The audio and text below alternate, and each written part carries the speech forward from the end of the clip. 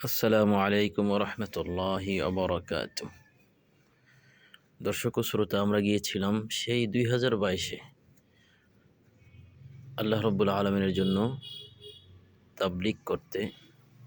তো যেহেতু আল্লাহ তাআলা বলেছেন যে কুলসি রুফিল আর্থ, যে আমার জমিনকে ভ্রমণ করো, তো সেই জন্যই আমরা জমিনকে ভ্রমণ করার জন্য পাহাড় দেখতে বের হয়েছিলাম।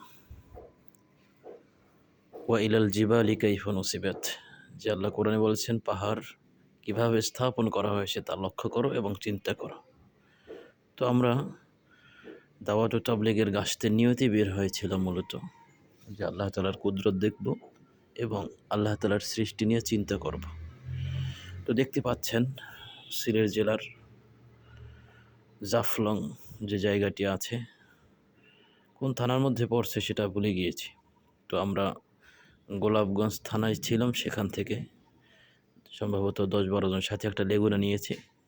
তো সরাসরি চলে যাচ্ছি আমরা জাফলংয়ের দিকে। তো কিছু দূর যাওয়ার পরই জীবনে সর্বপ্রথম পাহাড় দেখার অনুভূতি, যা ভাষায় বলার মতো না।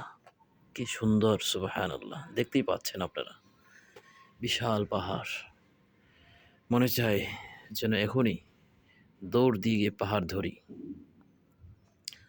আর ওই দিনটা ছিল বৃষ্টিময় এবং মেঘযুক্ত। আমরা তো সাধারণত সফর করে থাকি বিভিন্ন সময় রোদালো পরিবেশ বা ভালো পরিবেশের মধ্যে, কিন্তু বৃষ্টির মধ্যে সফর করা আমাদের মধ্যে খুবই বিরল। আর আমাদের যেহেতু দাওয়াত তাবলীগের সময় ছিল, এজন্য ডেটটা পাল্টানোর সুযোগ ছিল না।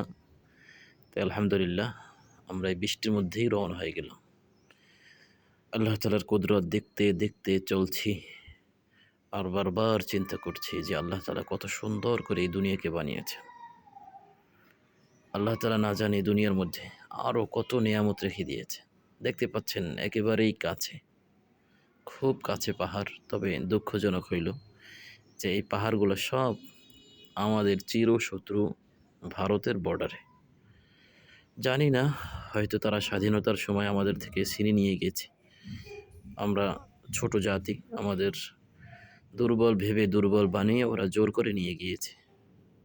যাই হোক, আল্লাহ তাআলার অশেষ শুকরিয়া যে আল্লাহ তাআলা আমাদেরকে তার নিয়ামতগুলো দিয়েছেন। সবুজে ঘেরা, শুধু সবুজ আর সবুজ, উঁচু থেকে নিচু, নিচু থেকে উঁচু, এভাবে বারবার ওঠানামা করতে করতে আমরাও চলে যাচ্ছি জাফলংয়ের দিকে। আমাদের বাংলাদেশে ছোট ছোট টিলা আছে, যেগুলোকে পাহাড় বলা যায় না। যাই হোক, দেখতে থাকুন এবং সাথে থাকুন। প্রিয় দর্শক, সবাইকে অসংখ্য অগণিত ধন্যবাদ। সাথে থাকবেন। আসসালামু আলাইকুম রহমতুল্লাহ।